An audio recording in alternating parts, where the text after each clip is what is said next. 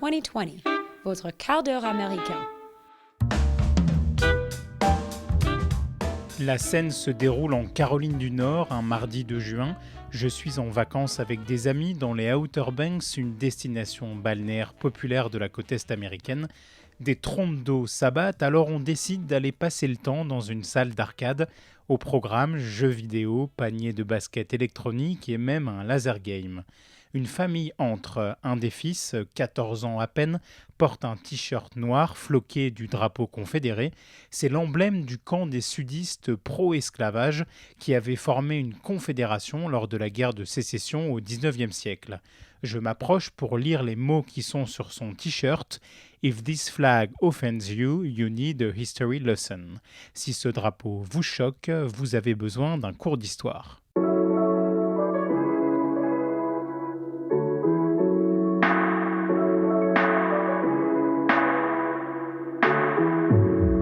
Cette scène que je viens de vous raconter a eu lieu 3 semaines après la mort de George Floyd. Depuis, de nombreux symboles en hommage à la Confédération, comme les statues des responsables sudistes ou ces drapeaux confédérés, commencent à tomber sous l'impulsion du mouvement Black Lives Matter. Alors, statues et drapeaux confédérés, game over ?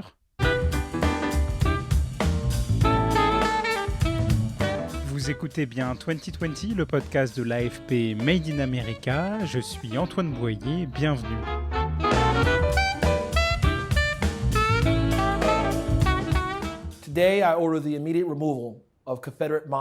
J'ordonne aujourd'hui le retrait immédiat des monuments confédérés de leur piédestal. Ces statues, bien que symboliques, ont jeté un voile sur les rêves de nos enfants de couleur.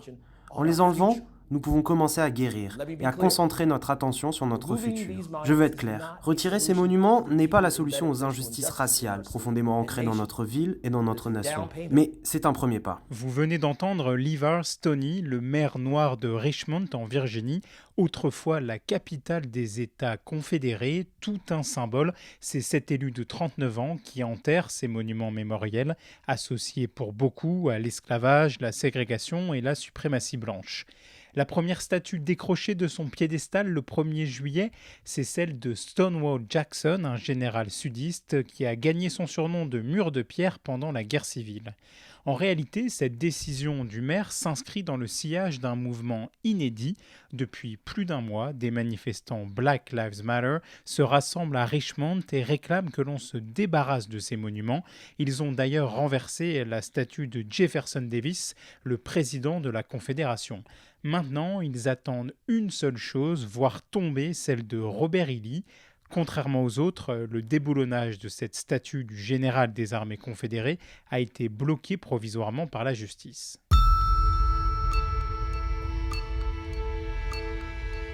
Depuis la mort de George Floyd, les statues tombent un peu partout dans le sud des États-Unis, au Texas, en Caroline du Nord, dans le Kentucky, en Floride. Elles sont souvent retirées sur ordre des autorités locales et parfois lors de rassemblements. Dans la capitale Washington, des manifestants ont par exemple renversé une statue du général confédéré Albert Pike.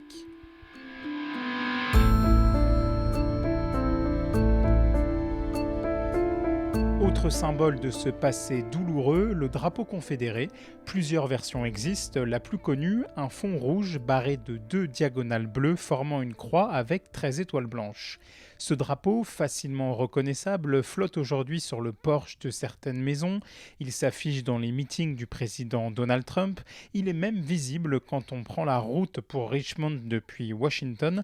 Une organisation d'extrême droite a planté une immense bannière au bord de cette autoroute, dans le jardin d'un voisin sympathisant.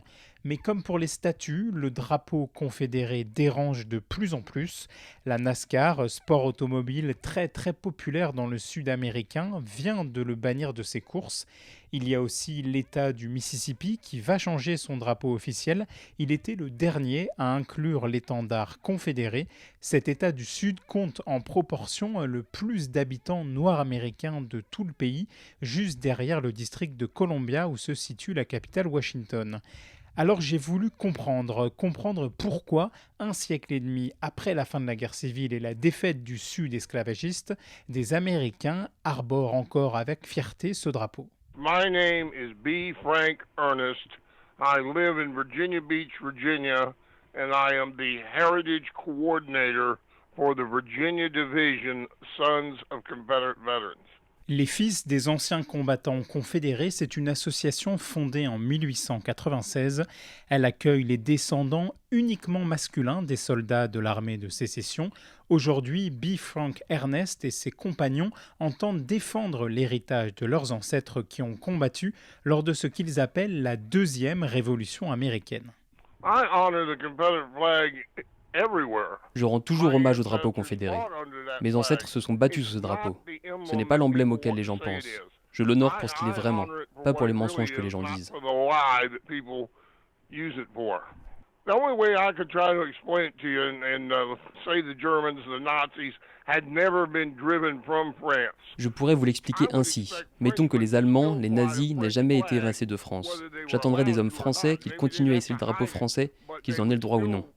Peut-être qu'ils devraient se cacher, mais peu importe ce que l'envahisseur allemand leur ferait faire, ils continueraient à honorer le drapeau français. Donc ce n'est pas parce qu'on a perdu la guerre qu'on a tort. Nous honorons les soldats qui ont combattu sous ce drapeau, comme on rend hommage à n'importe quel soldat tombé sous le drapeau qu'il servait.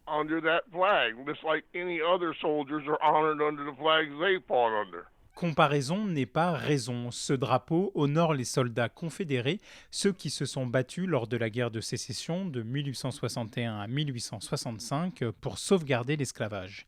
Stephanie McCurry est professeure d'histoire américaine à l'université Columbia de New York. Spécialiste de la Confédération, elle remet en cause une version romantisée de la guerre de sécession racontée par l'ancien Sud esclavagiste. Après la défaite de la Confédération lors de la guerre civile, ils ont éliminé les éléments les plus choquants de leur discours pour promouvoir des récits plus flatteurs. Mais quand ils ont lancé ce mouvement en 1860 et 1861, c'était un mouvement politique. Leur objectif était d'obtenir que les électeurs, donc les hommes blancs de ces États, votent en faveur de la sécession.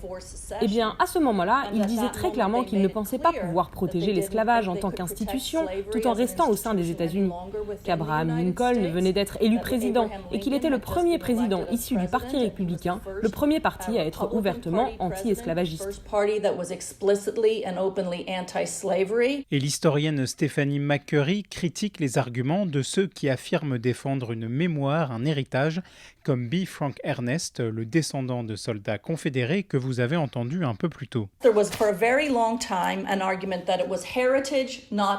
L'argument pendant très longtemps a été qu'il s'agissait de mémoire et non pas de haine, mais ils ne peuvent plus dire ça aujourd'hui, ce n'est plus crédible. Tout le monde l'a étudié et sait quand ces statues ont été érigées, quand ce drapeau a été hissé. Ils savent quand et pourquoi des bases militaires ont été baptisées du nom d'officiers confédérés. L'argument de l'héritage est donc bien plus difficile à défendre. Elles ont été installées et hissées comme des symboles de la ségrégation. Il y a eu deux pics dans l'utilisation des symboles confédérés. Le premier entre 1880 et 1920 et l'autre dans les années 50 et 60. Donc on voit bien que le phénomène ressurgit et se renforce comme un symbole de résistance quand la question des droits civiques des Noirs est à l'ordre du jour. Ces symboles confédérés sont érigés en masse pendant la ségrégation à la fin du 19e et au début du 20e siècle, puis en plein mouvement pour les droits civiques et l'égalité raciale dans les années 50 et 60. Pour comprendre l'ampleur de ce phénomène, je vous donne un chiffre, 1747. Il y avait 1747 symboles confédérés en 2019, selon le Southern Poverty Law Center, une organisation qui surveille les groupes extrémistes aux États-Unis. Et pour l'historienne Stephanie McCurry, ça ne fait aucun doute, ceux qui agitent le drapeau confédéré veulent diviser pour régner. Les personnes qui arborent ce drapeau veulent blesser, ils veulent diviser. Le président souhaite diviser, c'est utile pour lui, comme pour eux. Tous ceux qui le hissent savent pertinemment qu'ils revendiquent leur adhésion à un ordre ancien. Ils affirment qu'ils ont été privés d'un privilège qu'ils avaient autrefois, qui était la suprématie ou la supériorité incontestée des Blancs.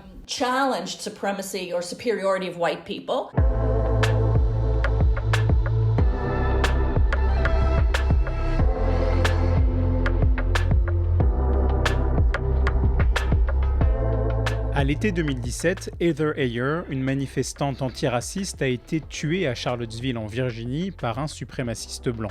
Il était venu s'opposer au déboulonnage d'une autre statue du général confédéré Robert E. Lee.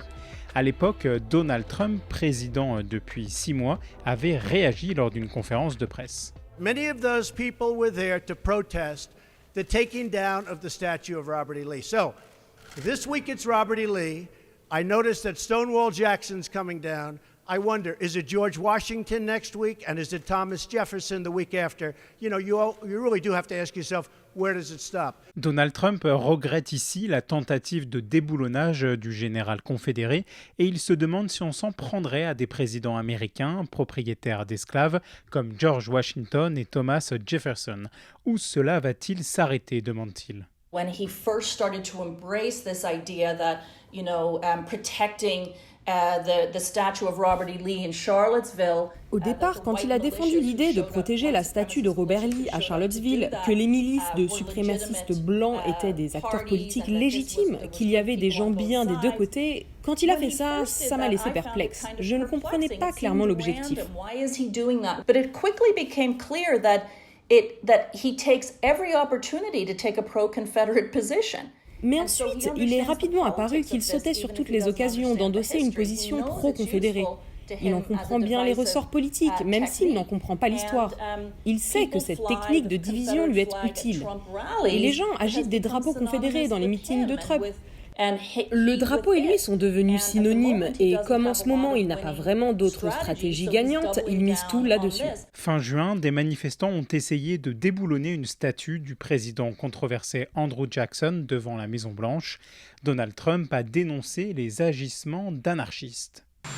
They're bad people. They don't love our country and they're not taking down our monuments. I just want to make that clear. Ce sont de mauvaises personnes, ils n'aiment pas notre pays et ils ne vont pas faire tomber nos monuments, je vous le dis. Fin de citation. Donald Trump a ensuite signé un décret exécutif afin de protéger les monuments, les mémoriaux et les statues. Le président américain ne se cache pas de vouloir protéger la mémoire de la Confédération. Il a refusé par exemple de rebaptiser les bases militaires américaines honorant des généraux sudistes.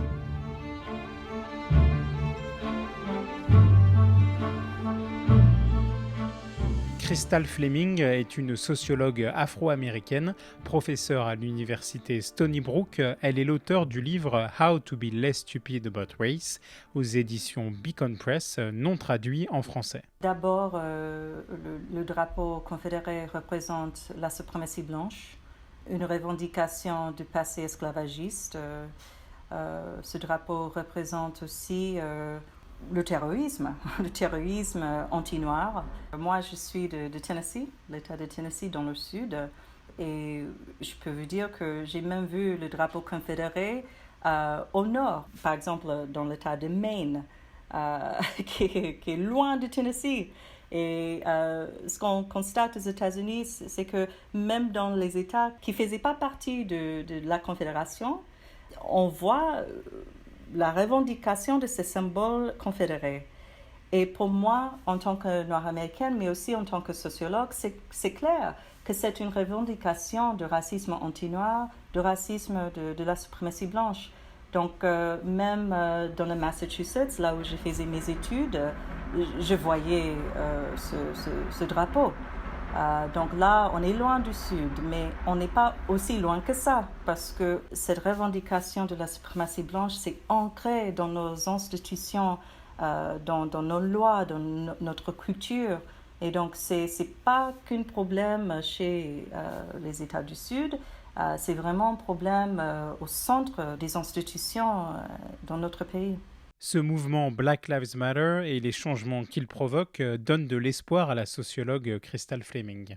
Je me méfie du mot progrès, le progrès, mais en même temps, j'ai beaucoup d'espoir. Pourquoi? Parce que si on voit ces symboles qui commencent à changer, c'est aussi le résultat des mobilisations. Mais ce que je pense que c'est aussi important de voir que le combat continue. C'est-à-dire que ce n'est pas parce qu'on change un drapeau ou une statue que c'est fini.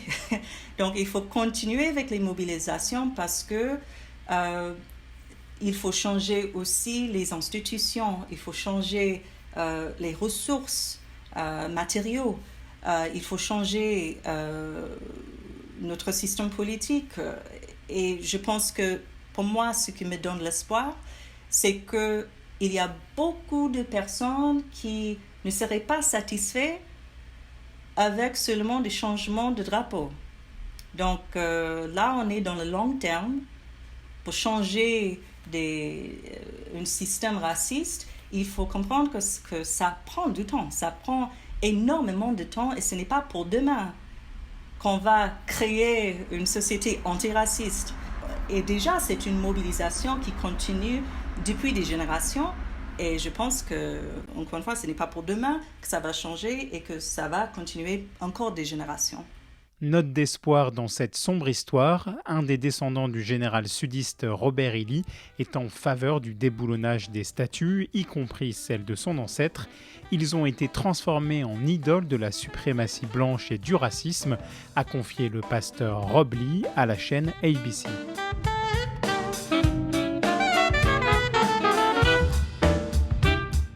C'est la fin de cet épisode de 2020, le podcast de l'AFP Made in America. Si vous aimez ce programme, parlez de nous autour de vous. Un grand merci à Laura Hakoun et Salima Belladj qui m'ont aidé à préparer ce numéro. Si vous avez des idées de sujets, des commentaires, écrivez-nous sur Twitter à @AntoineBV ou par email à antoine.boyer@afp.com. À vendredi prochain, américanement vôtre.